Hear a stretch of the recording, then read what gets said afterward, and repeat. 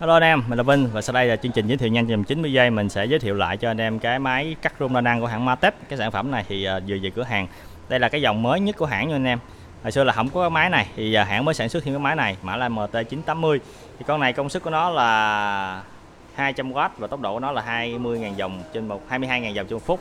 15.000 dòng đến 22.000 dòng, tức là con này có chế độ đa tốc độ phía sau.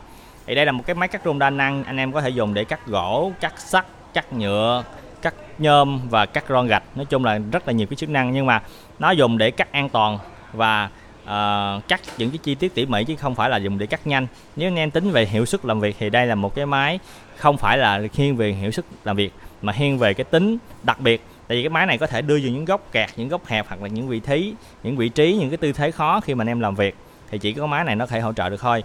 Và cái máy này thì nó sử dụng những cái lưỡi rất là phổ thông trên thị trường và anh em có thể mua những cái lưỡi của Makita hoặc là lưỡi của Heller hoặc là của Bosch, đều sử dụng chung một cái hệ lưỡi giống như thế này. Và con này đang bán một mức giá rất là rẻ, chỉ có 1.504.000. Mình đảm bảo cho em đây là một trong những mức giá rẻ nhất về máy cắt rung này.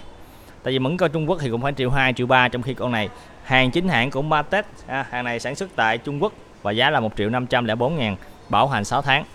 Sản xuất tại Trung Quốc nhưng mà hàng là của Makita, thương hiệu Makita, chất lượng của Makita. Rồi anh em muốn mua thì qua store là Mộc, địa chỉ 234 Bình Thới, phường 10, quận 11, Hồ Chí Minh. Tôi là Vinh, xin chào tạm biệt và hẹn gặp lại.